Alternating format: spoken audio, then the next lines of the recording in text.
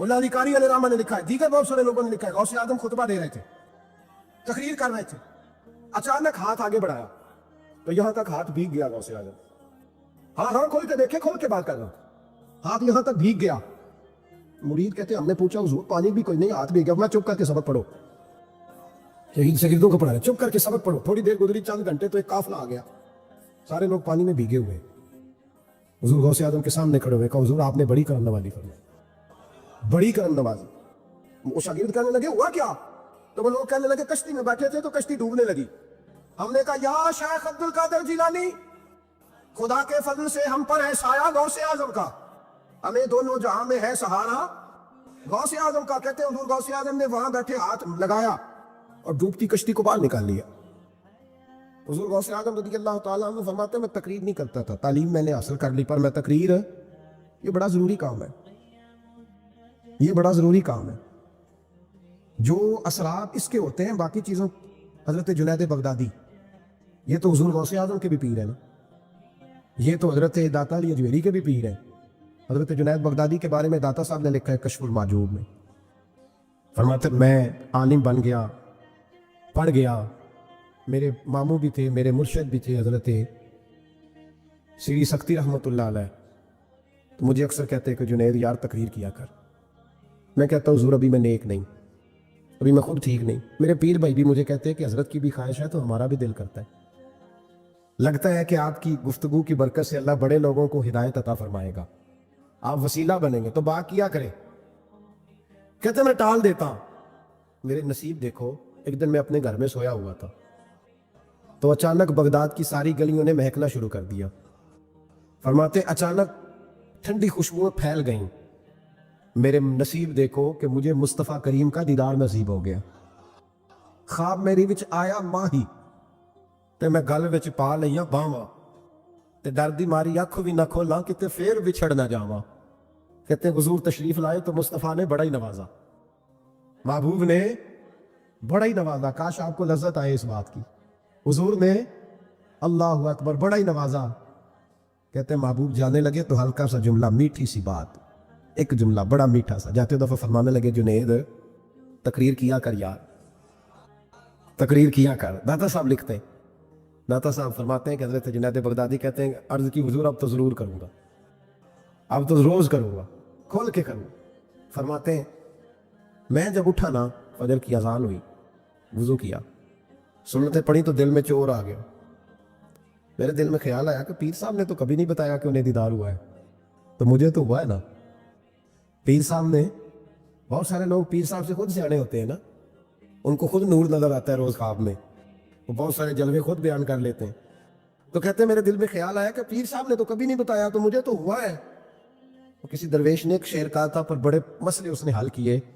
वो कहने लगा जेड़े महरम राज हकीकत दे ओ राजे हकीकत खोल दे नहीं, और जिन्ना वेखिया नहीं ओ करन गल्लां, जिन्ना वेख लिया ओ ते बोल दे ही नहीं, जिन्ना वेख लिया ओ उनसे बोला जाता भी नहीं, बोला जाता भी नहीं। तो कहते मैं सुनते घर पड़ी तो खरामा खरामा चला तो दिल में चोर था, बांझ फकीरों किसे नहीं मारिया, ए हुई चोर अंदर दा। कहते मैं गया हजरत के पीछे नमाज पढ़ी 7वीं साफ में, तो अंदर चोर था कि मेरा तो दर्जा ऊंचा चला गया है, लेकिन मुझे दीदार हुआ है। तो कहते हैं नमाज हजरत ने खुद पढ़ाई, तो नमाज पढ़ा के कहने लगे जुनैद आगे आ जा।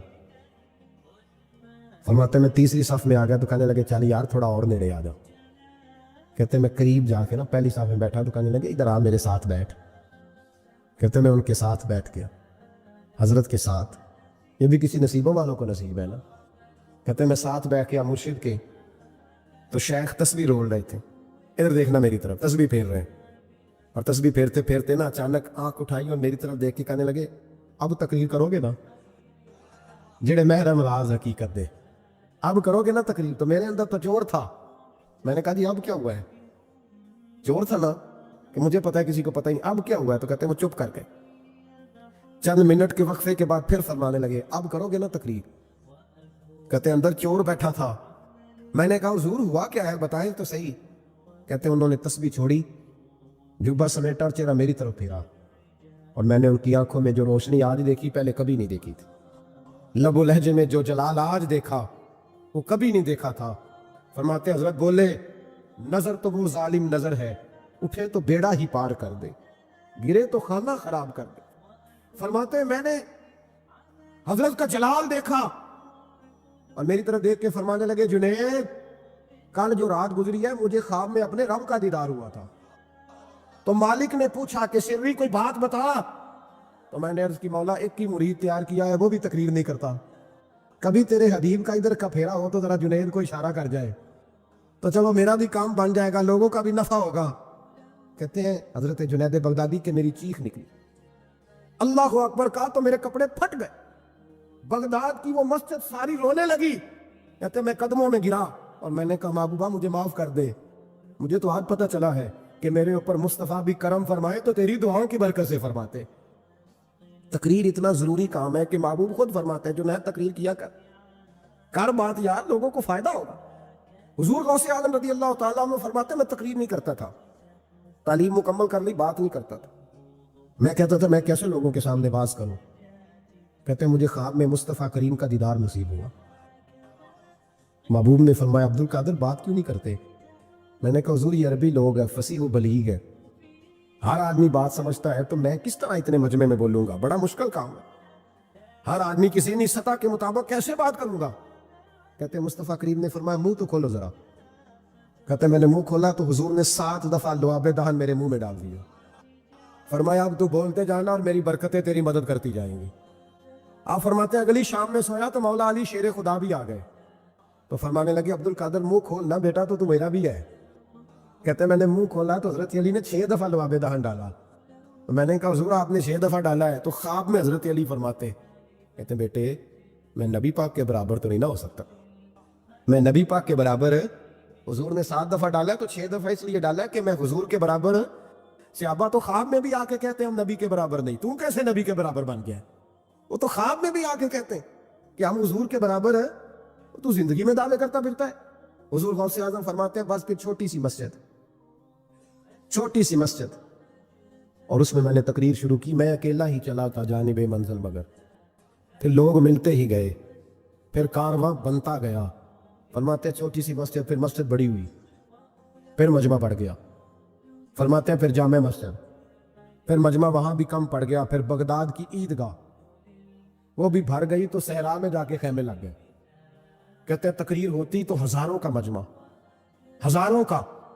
ملا علی قاری کہتے ہیں غوث اعظم کے اجتماع میں 70 ہزار لوگ شریک ہوتے تھے، ہزاروں علماء کاغذ قلم لے کے بیٹھے ہوتے تھے کہ غوث پاک جو باتیں بیان کریں گے تفصیلی نقطے ہم نے نوٹ کرنے، اور حضور غوث اعظم کو اللہ نے یہ کمال دیا تھا، کمال، یہ آپ کی کرامت تھی کہ بغیر سپیکر کے بولتے تھے، جیسی سمجھ پہلے والے کو آتی تھی ویسی آخری والے کو آیا کرتی تھی۔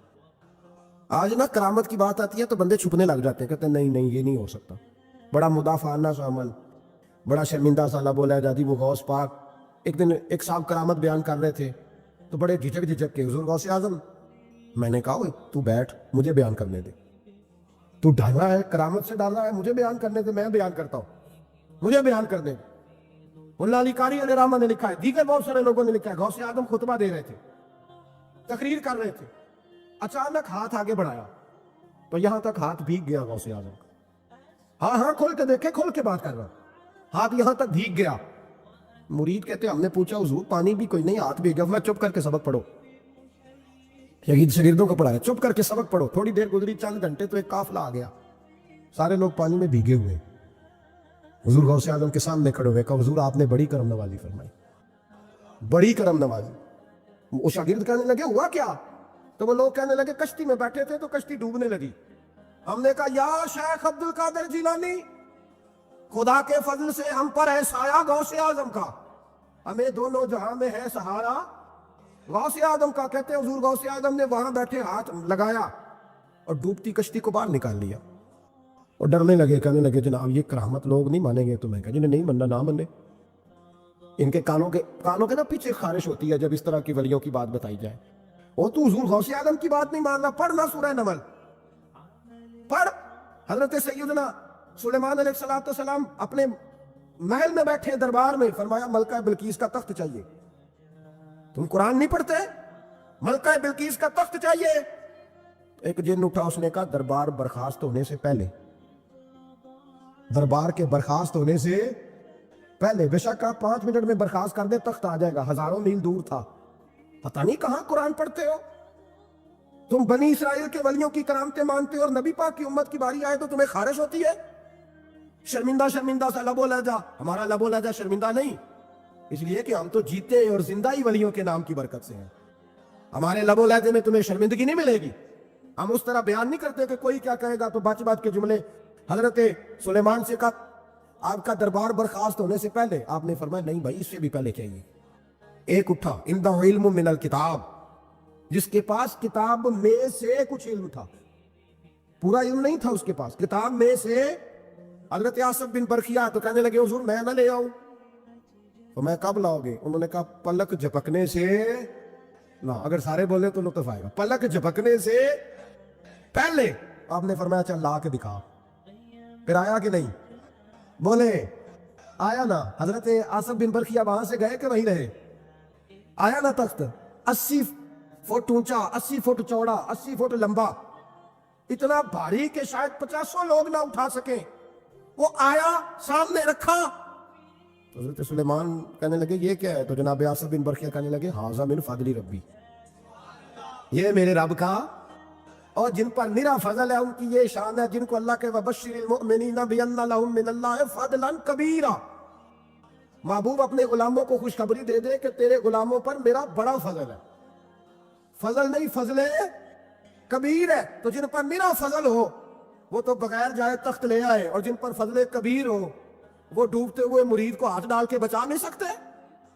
وہ نہیں بچا سکتے. ڈر ڈر کے کیوں بات کرتے ہو؟ کھول کے کو خدا کے فضل سے ہم پر ہے سایہ غوث اعظم کا، ہمارے دونوں جہاں میں ہے سہارا غوث اعظم. اور خدا دے گا منادی حشر میں یہ قادریوں کو. اور اس سے مراد ہر حضور غوث اعظم کا نام لینے والا قادری ہے. خدا دے گا منادی حشر میں یہ قادریوں کو. کہاں ہے قادری؟ کر لے نظارہ غوث اعظم کا. کہاں ہے قادری؟ کر لے نظارہ غوث اعظم کا رضی اللہ تعالی عنہ. اور جمیل قادری 100 جان سے ہو قربان مرشد پر. یہ اعلیٰ حضرت کے خلیفہ تھے جنہوں نے لکھا ہے. کہتے ہیں جمیل قادری 100 جان سے ہو قربان مرشد پر، بنایا جس نے مجھ جیسے کو بندہ غوث اعظم کا. بنایا جس نے مجھ جیسے کو بندہ غوث اعظم کا. حضور غوث اعظم کی کرامات کا تو یہ حال ہے کہ ملا علی قاری کہتے ہیں تواتر ہے کرامتوں میں. اور کہتے ہیں لکھتے وقت سوچتے ہیں کون سی لکھیں کون سی چھوڑیں، کون سی لکھیں. اور ایک عیسائی مسلمان دونوں جھگڑا کر رہے ہیں، غوث اعظم گزر رہے ہیں، جھگڑا ہو رہا ہے. عیسائی مسلمان سے کہتا ہے ہمارے نبی صلی اللہ علیہ وسلم نے مردے زندہ کیے، تمہارے نبی نے بھی کو کیا تو بتاؤ. مسلمان پڑھا ہوا نہیں تھا، حالانکہ نبی پاک نے بڑے مردے زندہ کیے.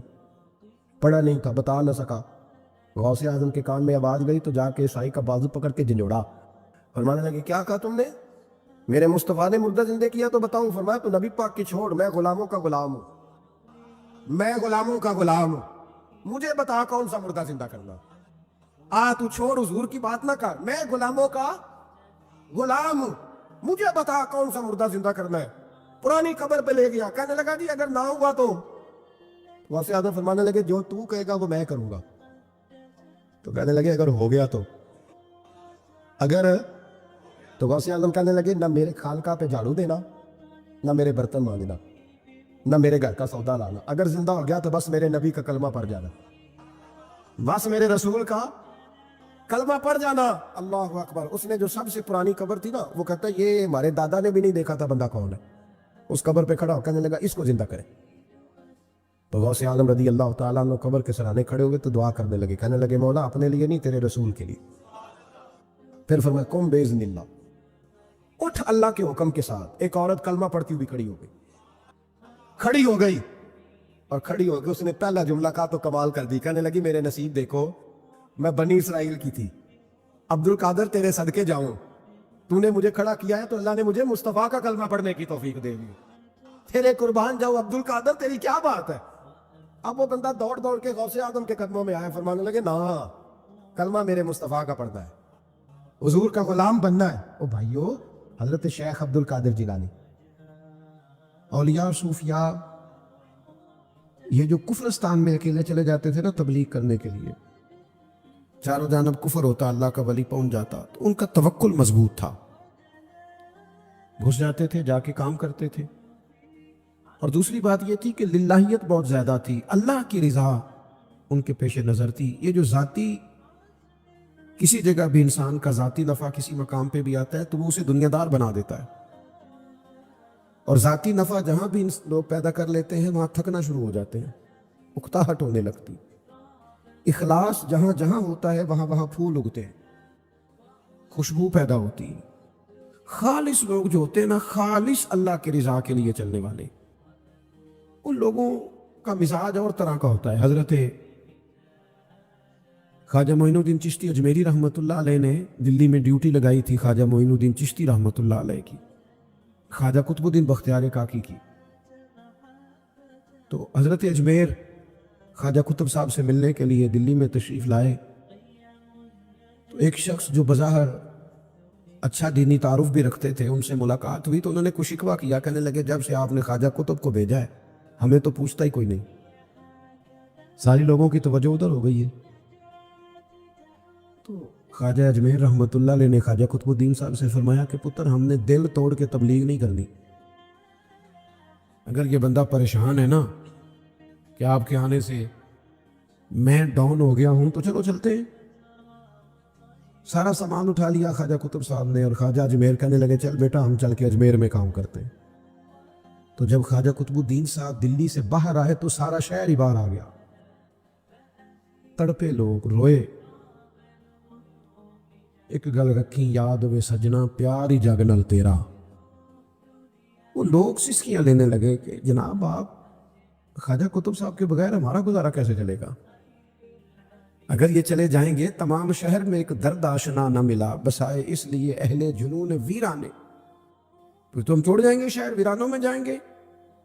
جب اتنے سارے لوگوں کو خواجہ اجمیری نے روتے اور پریشان ہوتے دیکھا تو فرمایا چل بھائی قطب الدین اٹھائیے سامان واپس چلیں۔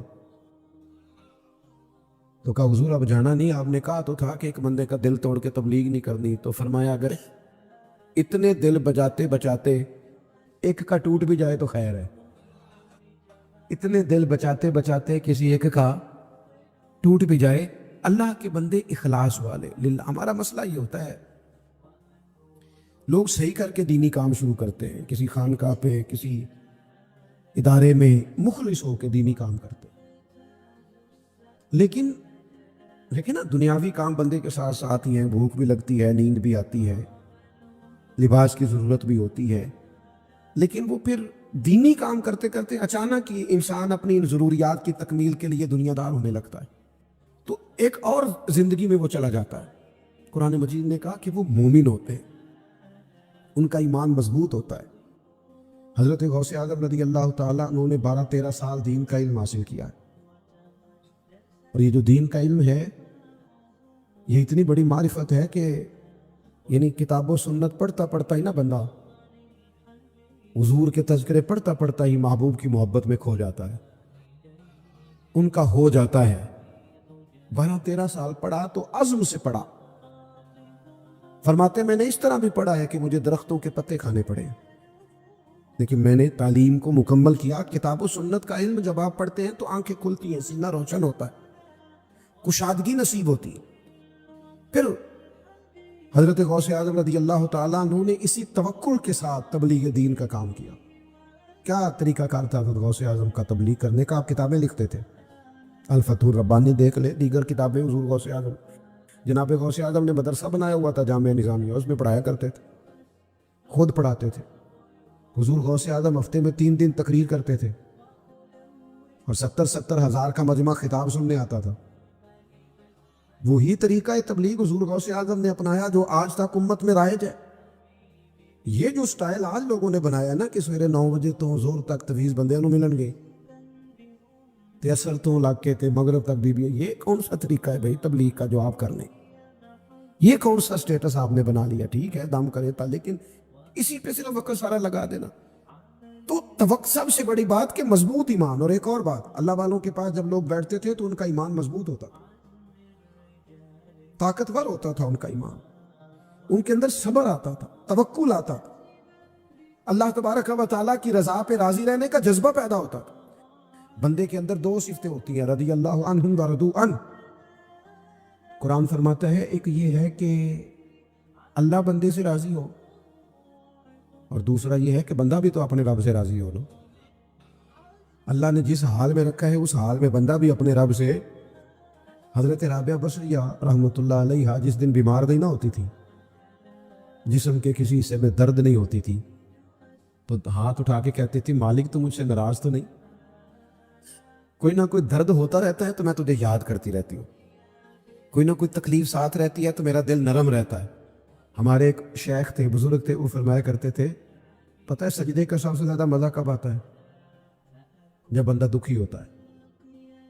جب لوگ دل توڑتے ہیں تو پھر کوئی مزہ آتا ہے سجدہ کرنے میں، پھر کوئی ذائقہ نصیب ہوتا ہے رب کی بارگاہ میں جھکنے میں۔ تو اللہ کے بندے کے پاس بیٹھیں گے تو یہ نعمتیں ملیں گی، اور اگر کسی جگہ بیٹھ کے یہ نعمتیں نہیں ملتی،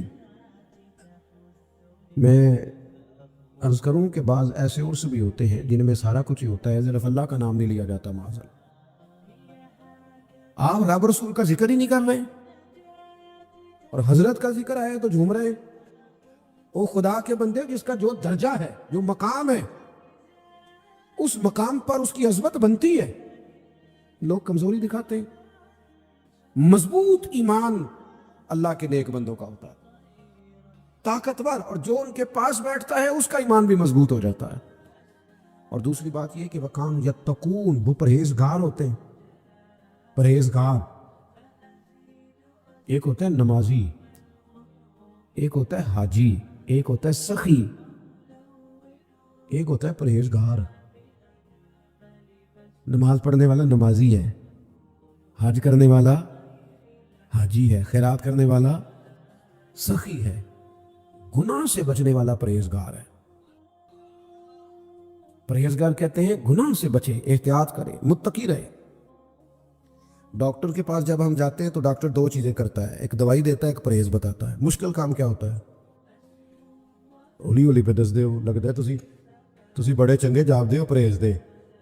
ڈاکٹر دو چیزیں کہتا ہے، ایک دوائی کھانی اور دوسری، میں اپنی والدہ کو لے کے نا ایک دفعہ ڈاکٹر صاحب کے پاس گیا تو ڈاکٹر صاحب کے پاس پہلے ایک بوڑھی اماں بیٹھی تھی تو انہیں کچھ تکلیف تھی سینے میں، تو ڈاکٹر صاحب بوڑھی اماں سے کہنے لگے اماں یہاں تو چول چھڑ دے تو تیری دوائی بھی چھٹ جائے گی، تو جی تو چول نہیں چھٹ دے پھر میں دوائی لکھ دینا۔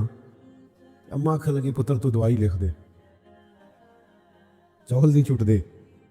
یہ اور نفسیاتی مسئلہ اس طرح کا ہوتا ہے کہ جو چیز ڈاکٹر منع کر دے اس کو دل زیادہ کرتا ہے، یہ طبیعت ہوتی ہے۔ ڈاکٹر منع کر دے نا تو وہ اس کو طبیعت زیادہ چاہتی ہے، پھر بزرگ بندے بھی چھپ چھپ کے میٹھا کھاتے ہیں بچوں سے، ڈاکٹر نے جو منع کیا ہوا ہے۔ پرہیز مشکل کام ہے، سمجھانا یہ چاہ رہا ہوں، پرہیز مشکل۔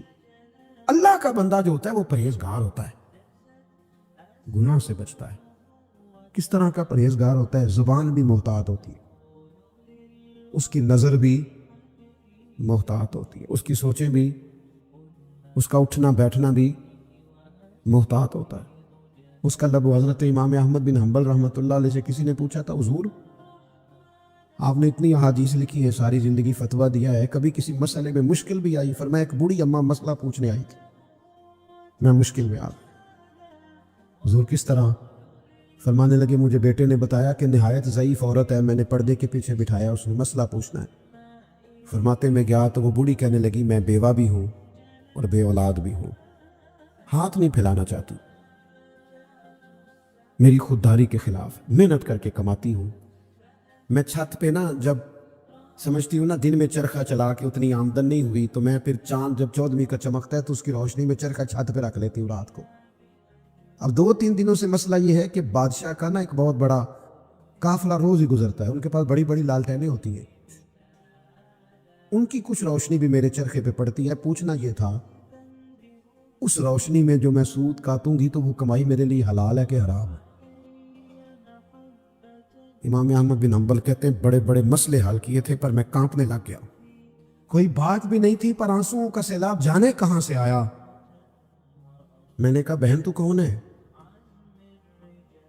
کہاں سے آئی ہے، کیا نام ہے؟ تو کہنے لگی آپ مسئلہ بتائیے کہ شناختی کارڈ دکھانا پڑے گا۔ میں نے کہا پھر بھی بتا تو صحیح۔ وہ بوڑھی کہنے لگی ایک درویش ہے بغداد میں جو ننگے پیر چلتا ہے، جسے لوگ بشر حافی کہتے ہیں، میں اس فقیر کی بہن ہوں، میں اس کی ہمشیرہ ہوں، یہ میرا تعارف ہے۔ امام احمد بن حنبل فرمانے لگے بہن کوئی بندہ اور ہوتا تو میں مسئلہ اور بتاتا، آپ سے تو لوگ دین سیکھتے ہیں نا آپ کے گھر سے۔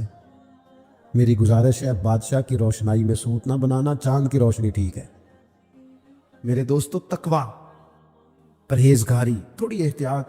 وہ ہمارے ہاں نا جی بندے بنتے فقیر درویش اور احتیاط ایک چیز کی بھی نہیں کرتے۔ تیرے اوپر تو کئی پابندیاں ہیں، کئی شرمیں تو نے رکھنی، اپنے مرشد کی شرم بھی رکھنی، آستانے کی بھی رکھنی، رب رسول کی بھی رکھنی، آنے والوں کا خیال بھی رکھنا ہے۔ تیری تو احتیاط زیادہ ہونی چاہیے تھی، تیرا تو معیار زیادہ ہونا چاہیے تھا۔